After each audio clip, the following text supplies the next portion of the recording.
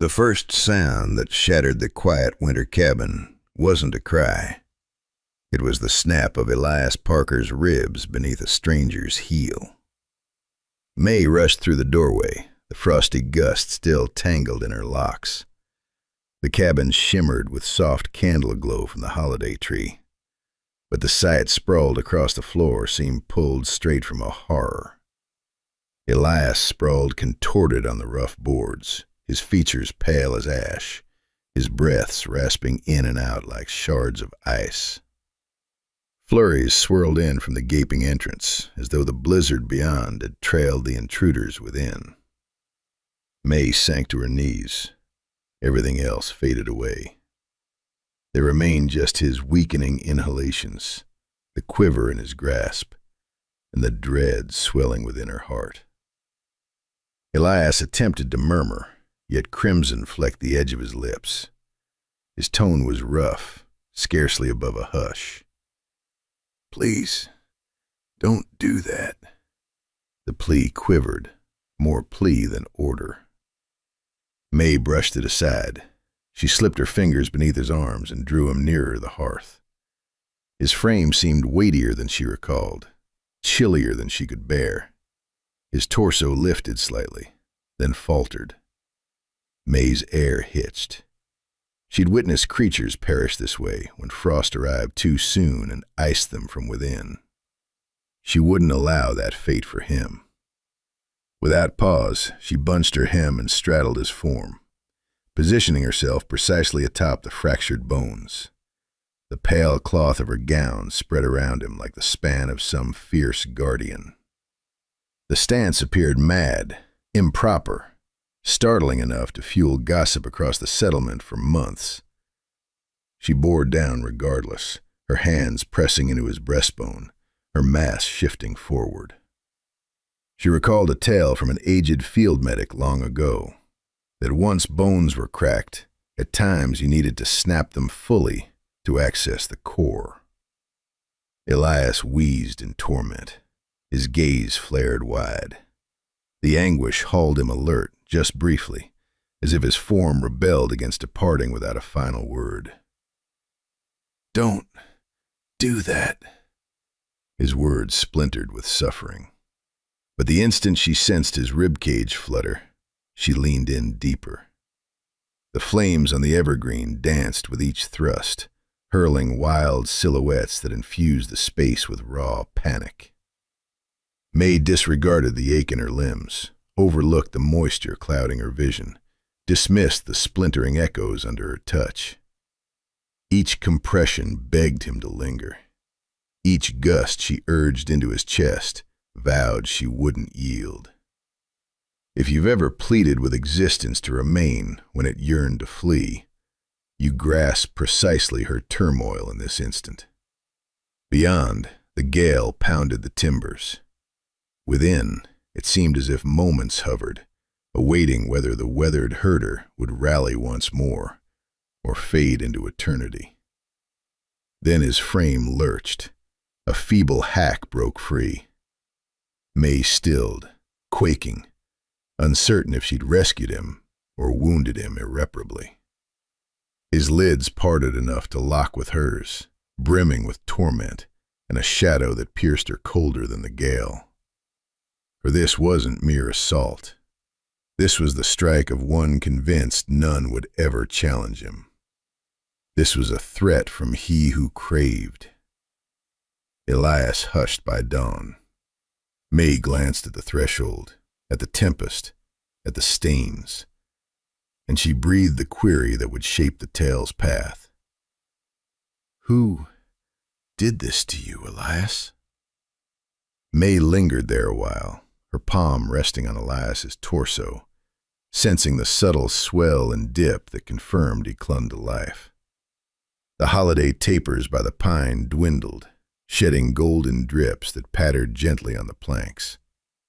It nearly mimicked a small timepiece ticking away his hours. Elias hacked once more, frail and unsteady.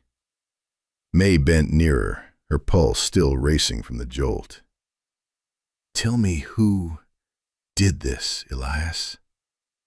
Her words were gentle, yet the edge of alarm beneath sliced the chill like a blade. He fluttered his eyes, then inclined his head toward the bench where his jacket lay tossed from dusk. May stretched across, her digits unsteady, and withdrew a creased sheet from the inner fold. It was rumpled, marked with faint crimson. She unfolded it with care.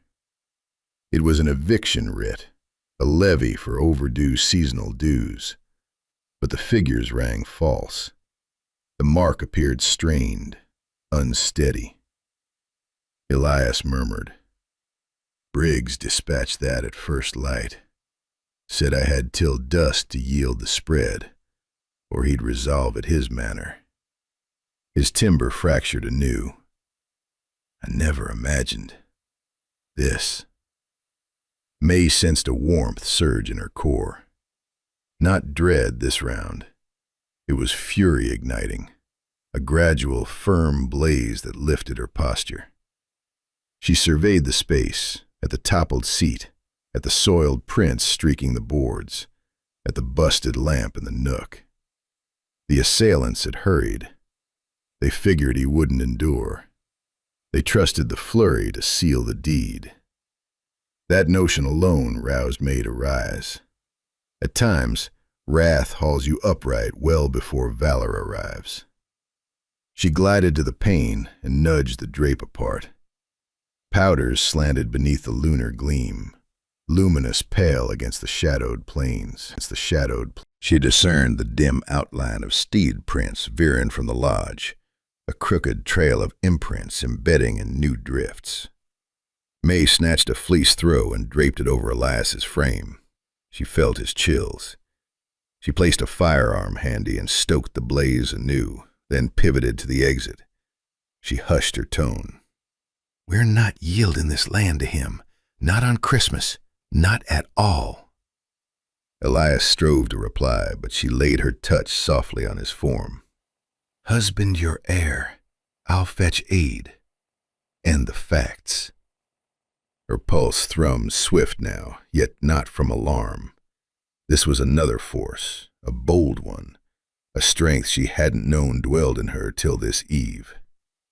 She wheeled back to the glass, eyeing the flakes tumbling denser, swifter. Out yonder, the lawman and his crew presumed victory sealed. So May uttered a musing that sparked like the brewing gale. "What will they reckon when they learn you're breathing still, Elias?"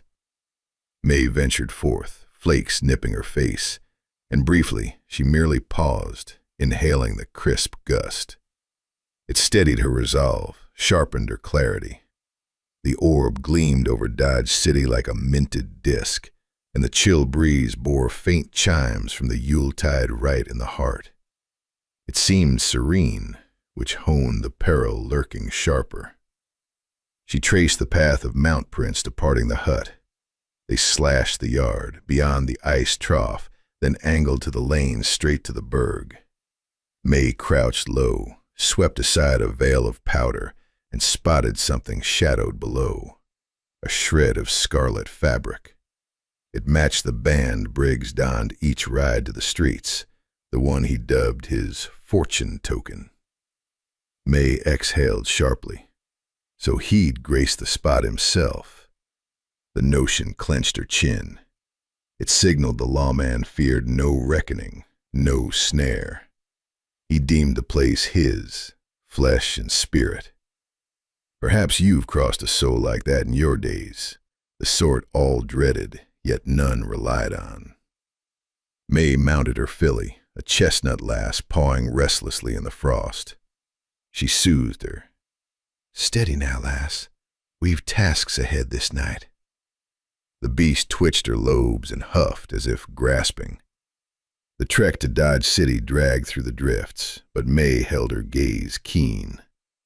The burg's lamps beamed cozy past rhymed panes. Folks wrapped holiday feasts, swapped yarns, hummed hymns. Unaware the guardian they heeded had near slain a fellow scarce an hour past.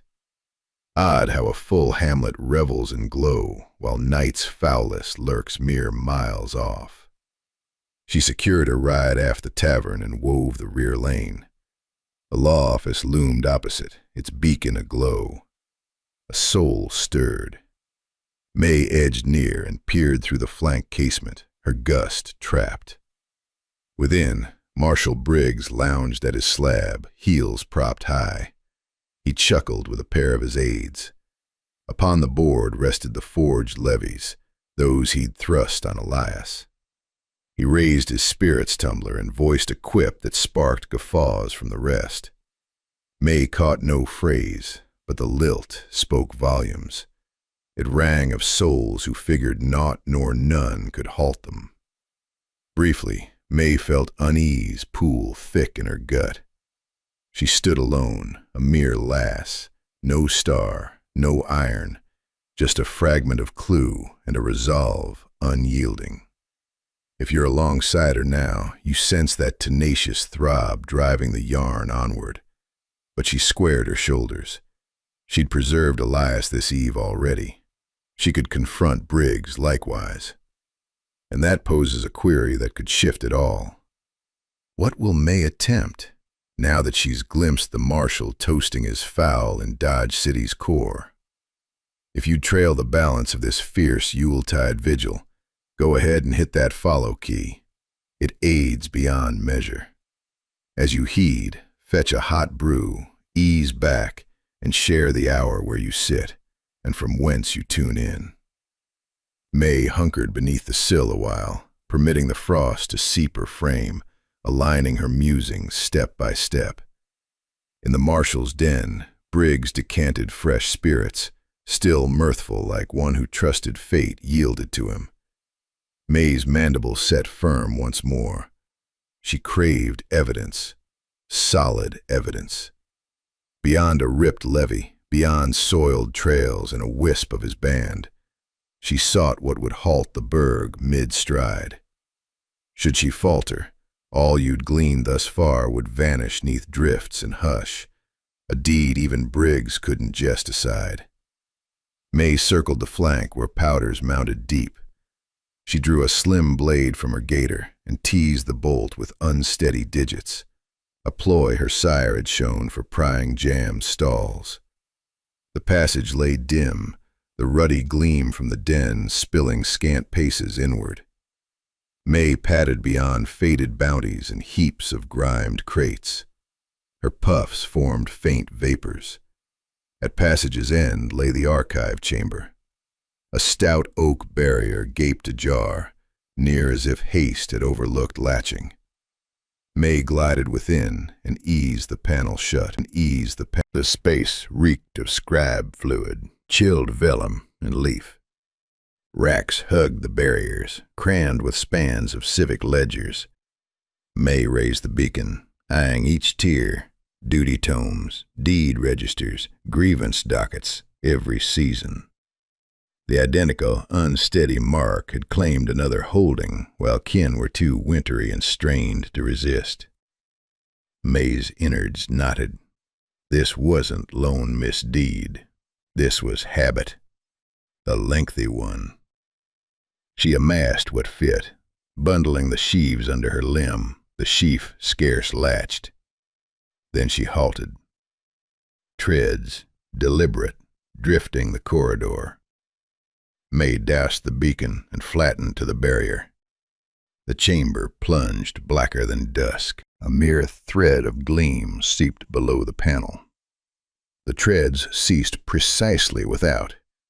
A form loomed, huffing as if attuned to the faintest stir. May muffled her gust with her cuff. A chord drummed fierce, fearing it might resound. After an endless beat, the treads wheeled off. They lumbered toward the fore-den, firm and ponderous, like those of one secure in his realm. May loosed her air gradual.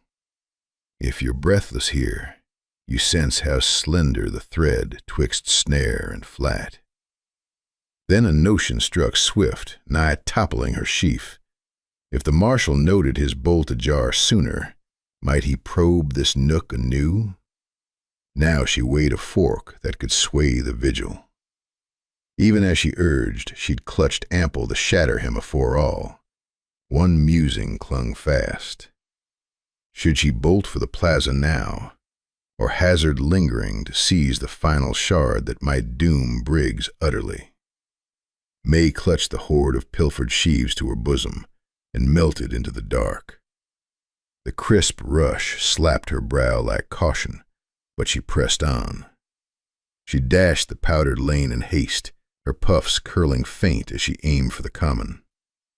Afar, she spied the lantern sheen, the lofty pine, the throng assembling for the annual festal decree. It appeared tranquil, nigh lovely, yet she grasped the revelation poised to unfold. Linger in this breath, for the breaths to follow will alter every spirit in that throng. When May neared the fringes of the assembly, she doffed her cowl and advanced. Briggs held the square's midst, brandishing the sham levy like divine writ. He beamed at the ring, the self-same beam he flashed each grasp of the unearned. May strode direct to the beam. She delved her pouch and brandished the rent ribbon of carmine she'd unearthed in the flakes by Elias's threshold. The very band Briggs shunned not on ride. This lay in the gore at Elias Parker's stoop this night. Marshal Briggs misplaced it not at rat. Her soles ground the frost. The ring pivoted. Some drew breath, noting the maid who'd spurred to the streets that Yuletide with a gaze they'd ne'er spied on her. Briggs glanced up. The beam faltered slight. May held mute at first. She let the quiet labor. Then she hoisted the sheaf and loosed the leaves o'er the planked stage. They fluttered in the keen zephyr, each leaf weaving a yarn the burg nigh recalled not. Titles of clans stripped bare, ventures compelled to fold, sham marks frost upon frost. Span upon span the ring hummed. Briggs essayed speech, but his timbre splintered. Kin edged nearer, scanning the leaves, linking the fragments. Verity wields an odd knack for rousing slumberers, and that eve it roused the full burg in unison. It scarce lingered ere the aides advanced and gripped Briggs by the limbs. No clamor, no fray, just the muted grasp that wrong had at last bent true. May held firm a beat, permitting the burden to root in her core. She pondered Elias by the blaze. She mused the dread of hours gone, and how valor might elongate when none but to unearth it. At whiles, days thrust us to frays unbidden. At whiles we rise none the less. And perchance, as you attend, you sense a sliver of self rising with her, too. And at whiles the least, amid the keenest frost, turns the cause a full hamlet stirs to light. Later that eve, Elias rested secure by the hearth as flakes murmured against the timbers. May eyed his swell and dip, and at last permitted faith they'd outlasted this Yuletide dark. What might you have wrought if you'd graced that frost? Truth clutched the full burg upon you. If this yarn stirred you scarce a whit, go ahead and strike favor and follow, that you might trail further of these frontier yarns. As you heed, decant a hot sip, unwind a spell, and share the hour, your spot, and whence you tune in, and whence